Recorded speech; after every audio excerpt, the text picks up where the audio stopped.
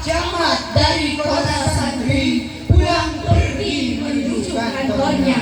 Baru saja kami berdiri, sudah mulai bangkit semangatnya. Assalamualaikum warahmatullahi wabarakatuh. Waalaikumsalam warahmatullahi wabarakatuh. Alhamdulillah, alhamdulillahil wahidil ahad, alladzi lam yalid wa lam yulad wa lam yakul lahu kufuwan ahad.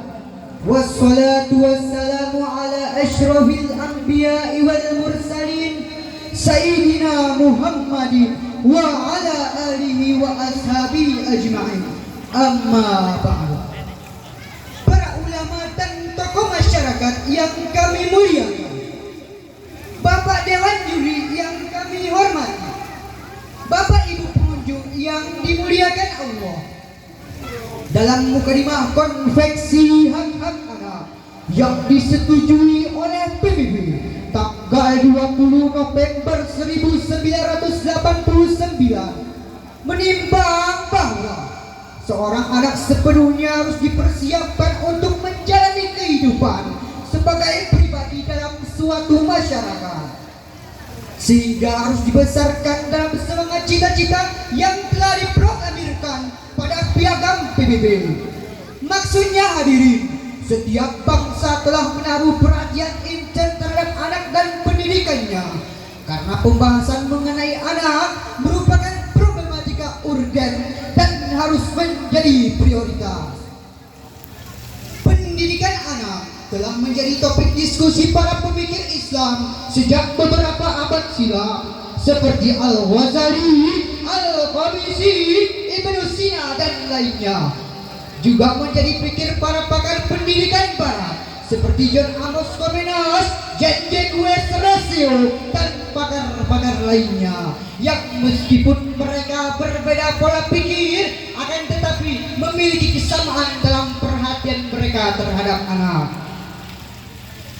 Berbicara mengenai akhlak sebagai popular philosophy of morality seakan seperti trending yang tak pernah kunjung habis di kalangan akademis, kalangan ilmuwan, kalangan juru dakwah, ulama, orang tua maupun kalangan masyarakat secara luas. Mengapa demikian? Karena kajian mengenai perilaku ada kaidah tentang kehidupan manusia, tentang aturan yang harus dijalani dan pedoman yang harus ditaati. Problematika perilaku manusia seperti tidak kunjung habis, karena tidak sedikit orang yang kehilangan pikiran logis. Di depan berwajah manis, tapi hatinya dipenuhi hasrat iblis, sehingga tidak ragu berbuat bengis. Hatinya tertawa walaupun matanya menangis. Oleh karena itu hadirin, fenomena demodernisasi kronis yang telah banyak terjadi di negeri ini menimbulkan kegelisahan akademik kami untuk bisa memberikan kontribusi yang berarti sebagai bentuk kepedulian terhadap bangsa ini, untuk bisa memberikan konsep solidik konstruktif terkini melalui syarhil Quran kami yang berjudul Keluarga dan Pembentukan Karakter Anak Bangsa, dengan merujuk firman Allah dalam surat At-Tahrim ayat 6 yang akan dilantunkan oleh Qori'ah kami.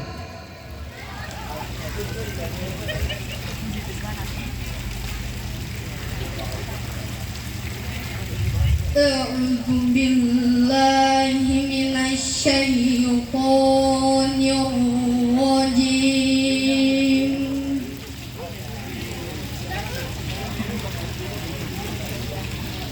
Bismillahirrahmanirrahim.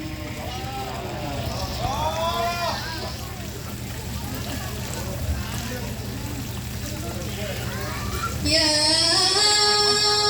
ayyuhalladzina amanu qu anfusakum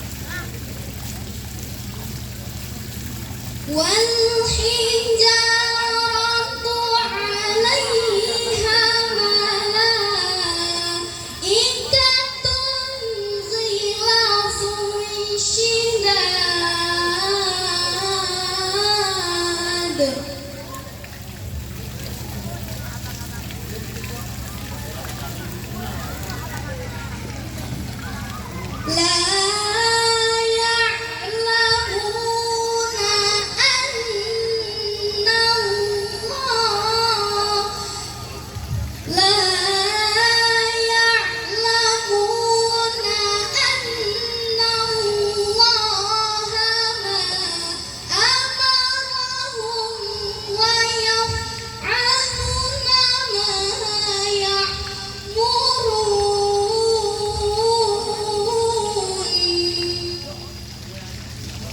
Aku berlindung kepada Allah dari godaan syaitan yang terkutuk dengan menyebut asma-Mu ya Allah yang Maha Pengasih lagi Maha Penyayang. Wahai orang-orang yang beriman, peliharalah dirimu dan keluargamu dari api neraka yang bahan bakarnya adalah manusia dan batu, dan penjaganya malaikat-malaikat yang kasar, yang kejam, yang tidak durhaka kepada Allah. Mereka tidak durhaka kepada Allah terhadap apa yang Dia perintahkan kepada mereka, dan mereka selalu mengerjakan apa yang diperintahkan. Hadirin yang dimuliakan Allah, secara implisit Dr. Muhammad Sulaiman Al-Asqori dalam Zubdat At-Tafsir Minfat Al-Qadir menjelaskan bahwa konklusi dari ayat tersebut ialah menjaga istri agar menjadi salihah yang pandai menjaga diri, menjaga kehormatannya, menjaga harta suaminya. Tapi tak kalah penting nilainya ialah dia pandai menjaga, Membina serta mendidik anak-anaknya. Dapat dipahami bahwa suruh dari firman Allah dalam surat At-Tahrim ayat 6 tersebut menegaskan kepada setiap individu muslim untuk menjaga diri dan keluarganya, terlebih pada aspek pendidikan terhadap istri maupun anak-anaknya. Seorang ayah yang mampu memberikan akulturasi agama kepada istri dan anak-anaknya, seorang ibu yang pandai mendidik anaknya secara konseptual, dan yang terpenting dalam pendidikan terhadap anak ialah pendidikan agama dan akhlak. Setiap orang tua memenuhi kewajiban terhadap istri dan anaknya secara tidak langsung merupakan tindakan nasionalisme dan bentuk upaya krisis moral yang berkepanjangan, layaknya pengorbanan para pejuang dalam berebut kemerdekaan. Karena dalam konteks kekinian kita sedang terjajah sejak dalam pikiran, tertindas secara kejiwaan. Bangsa Indonesia dulu dikenal sebagai bangsa yang memiliki kesantunan, identik dengan budaya ketimuran. Tetapi sekarang para politikus dipenuhi sandiwara dan pencitraan, pelacuran hampir diarahkan, ulama yang gemar keduniaan, para pelajar yang sering tawuran, para pedagang yang senang melakukan penipuan, bahkan lembaga hukum tidak dapat lagi diberikan kepercayaan karena kepentingan pribadi dan golongan yang paling dikedepankan.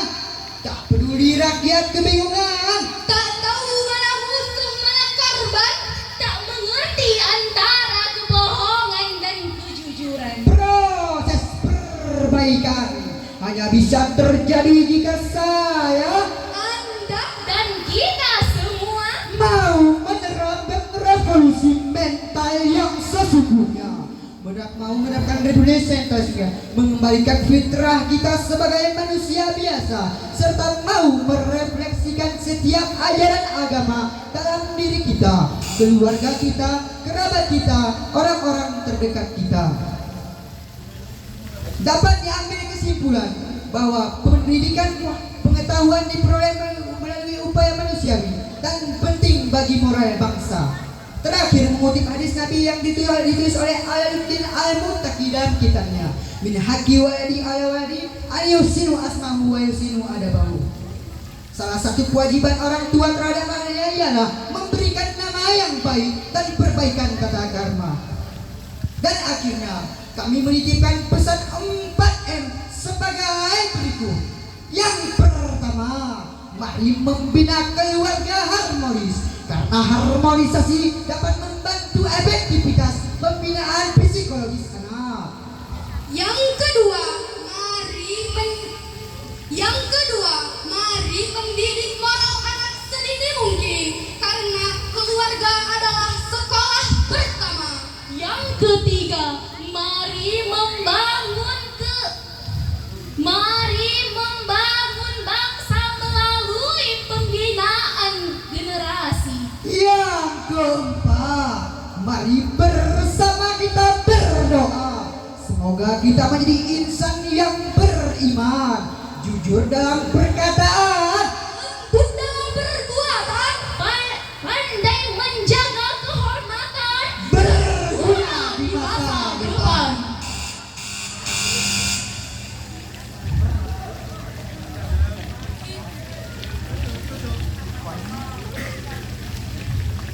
Dan akhirnya para pengunjung TV One dan Metro TV mengakhiri ceritanya. Wabillahi taufiq wal hidayah. Assalamualaikum warahmatullahi wabarakatuh. Waalaikumsalam warahmatullahi